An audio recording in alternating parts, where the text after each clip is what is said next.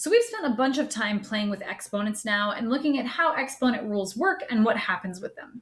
What we're going to look at next is I want to look at some of the practical applications of why we even care about exponents. Okay, so today we're going to talk about things that grow exponentially. Okay, so exponential functions grow very, very quickly. We're going to look at how in just a second. Okay, and the reason why is that they grow based on not only their starting amount, but also any growth that has already happened.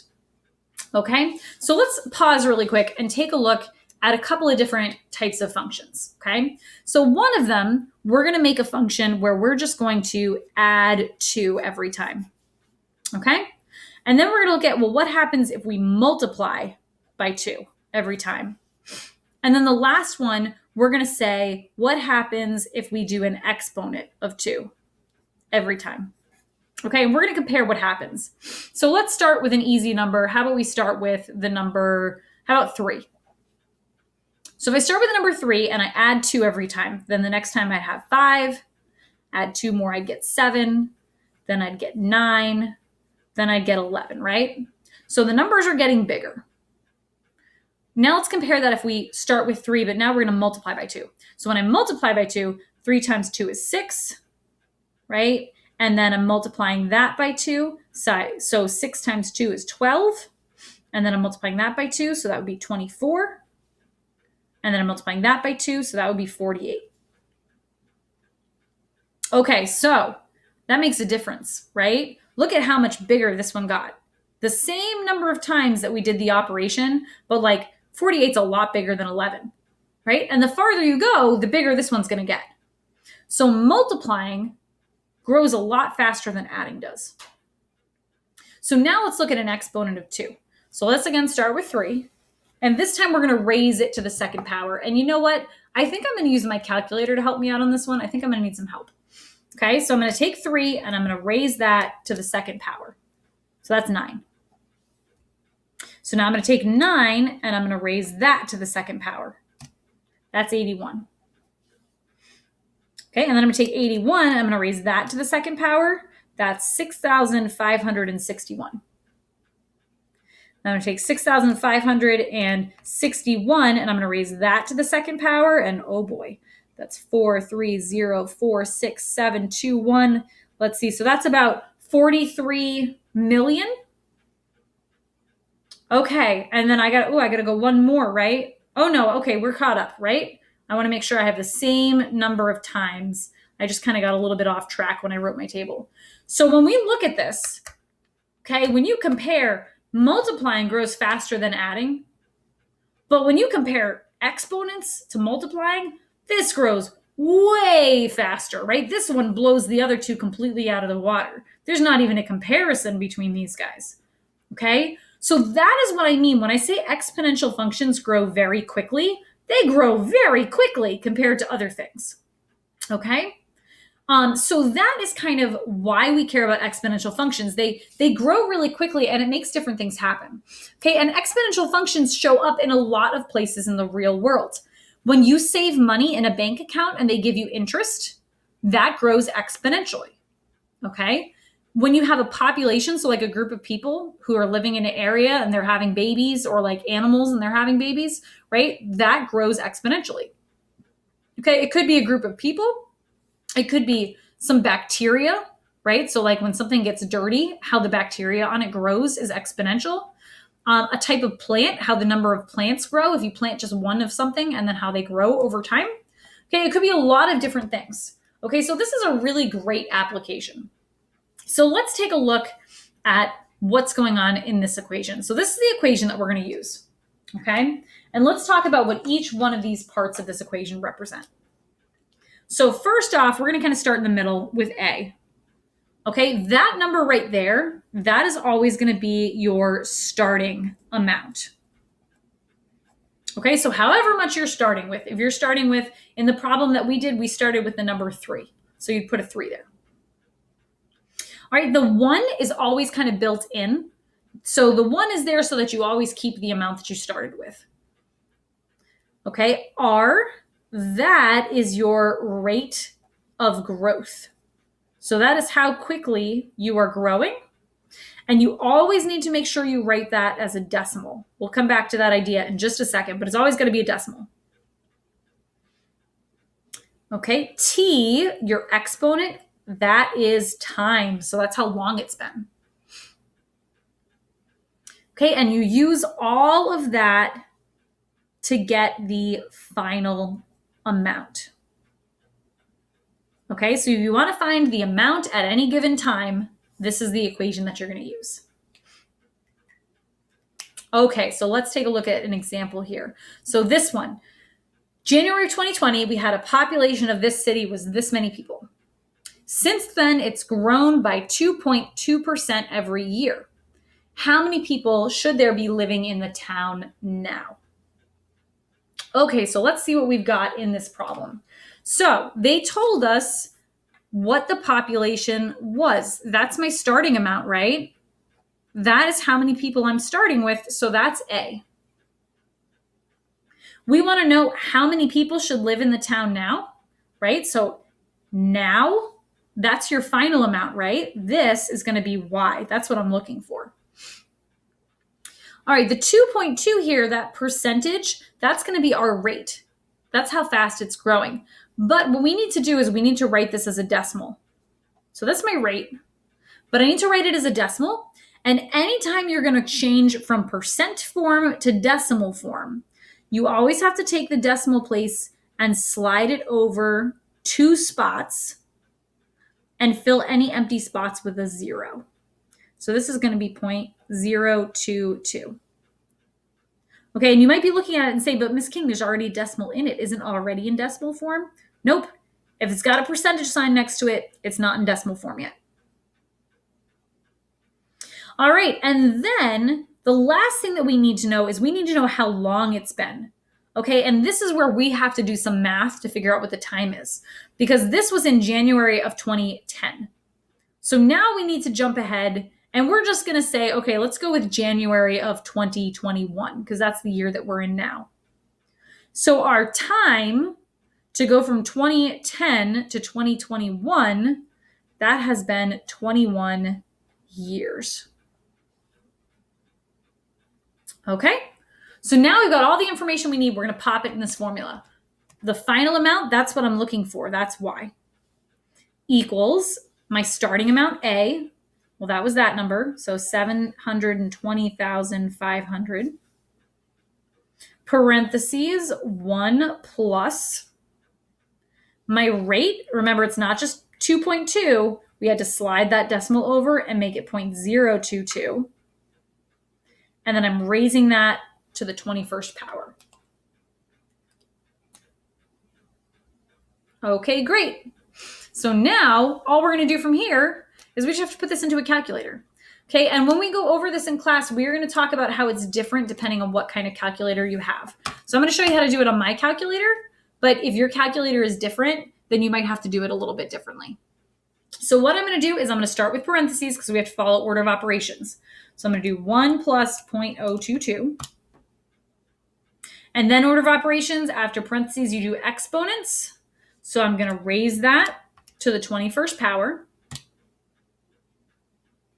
And then you multiply by this number. So then I'm going to multiply it by that first number. And there's my answer. Okay. So again, I did the parentheses first. And then I raised it to this exponent. And then I multiplied by that number. And it works out to, let's see, 1,137,896. All right, and I'm going to round that up to 897. Okay, because I had a 5 after my decimal point. So that is about 1 million people. So they've grown to about 1 million people in 21 years. You know what I just realized? I did a very silly thing. It has not been 21 years since 2010. I screwed this whole thing up. Right? How many years has it been? It's only been 11 years. Oops. I messed that up. Let me go back and fix it. So what would change? This would have to be an 11, not a 21.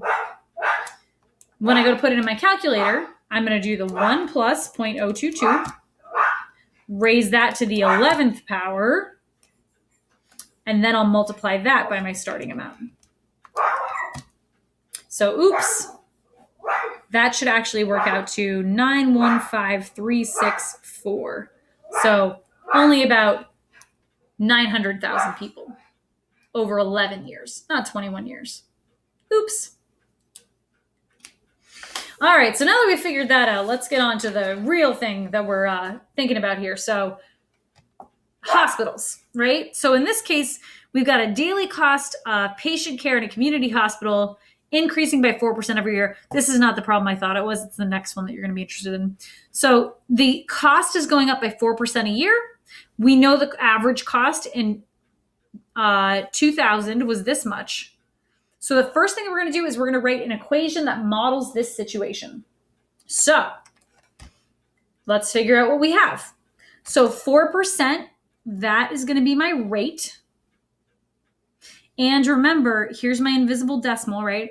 Defaults to there. You have to slide it over twice and fill in any missing spots with a 0. So this is going to be 0.04. Okay, and back in 2000, this was the cost of the hospital. That's A, that's my starting amount. All right, and we write our equation, we're gonna have two variables. One of them is gonna be Y, the final amount, and the other one's gonna be T. So I have all the information I need now. So it's gonna be Y equals my starting amount times 1 plus my rate, which we said was 0.04, and then raised to the time. Okay, and Y and T are gonna be our two variables.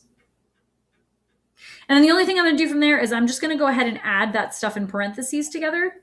So that's gonna be 1.04 raised to the T power. So we simplify just a little bit. Okay, great. Now I'm gonna use my equation to find the approximate cost for per day in 2019. So let's be careful, I'm not gonna mess this up again. So from 2000 to 2019, how many years has that been? Well, that means it's been 19 years, if I did that right this time. So I'm going to take this equation and I'll just plug in 19 for T. So it's going to be Y equals 968 times 1.04 raised to the 19th power. All right, and then in my calculator, so I'm going to do 1.04 raised to the 19th power. And then I'm going to multiply that by 968. So that works out to $2,039. So $2,039 a day, right? Did you notice that? This is the cost per day. So every day that you spend in a hospital in 2000, right, was almost $1,000. And now, based on that information, we can estimate that the cost for around now is about $2,000 a day. Isn't that crazy? How expensive that is to be in the hospital. Moral of the story is try not to get sick. All right, last one. This is the one. This is the one that we're all interested in, right? The worst has happened and we have a zombie apocalypse on the rise. There was a hidden lab in Derry running experiments and they managed to reanimate the dead. There are 25 zombies on the loose and every day each one of them makes a new zombie. So we are doubling our population of zombies every day. We want to know how many are we going to have after a week or a month or a year? How long is it going to take for them to take over the world?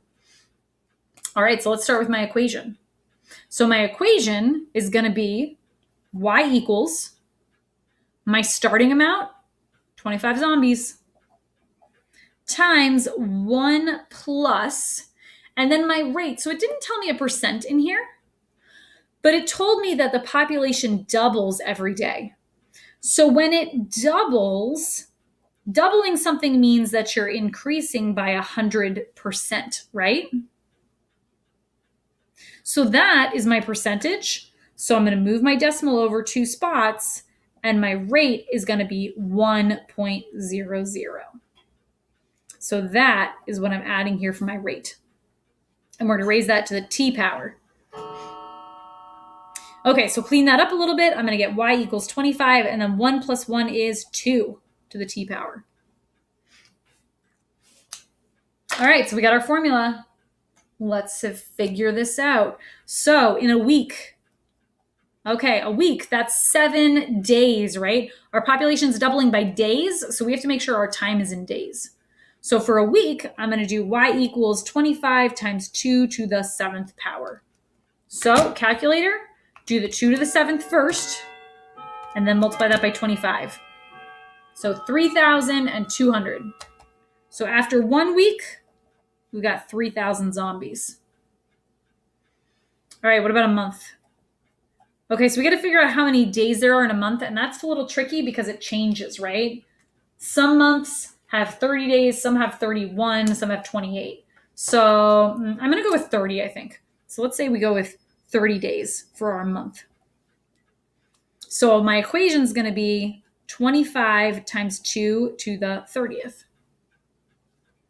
Okay, so 2 to the 30th, multiply that by 25. Uh-oh, that's a really big number. Do you know what that means, that e to the 10? That means that this number's so big they can't fit the whole thing on the screen. And what you have to do is you have to slide this decimal point 10 spaces that way. Okay, so what does that mean? So I'm going to have, let's see, 2, 6, 8, 4, 3, 5, 4, 5, 6. I need to slide the decimal point from here 10 spaces over. So 1, 2, 3, 4, 5, 6, 7, 8, 9, 10. I have to add a couple of zeros. That is how many zombies there are. So throw some commas in there so I can read this. 26 billion zombies. Thanks a lot, Derry. Right? How many people are there on the planet? Not 26 billion. So by this point, the zombies have taken over. Right? We're dead. 1 month in. We're lost in this apocalypse. What about a year? A year would be 365 days. So let's try it out. Right? It would be 2 to the 365. I broke the calculator. Error overflow. That means that this number is so big, my calculator can't even handle it. And we didn't even get to the multiply by 25 part. So yeah, yep, the human race is doomed. So we better hope that there is no lab in Derry secretly experimenting with zombies, because if there is, we're not long for this world.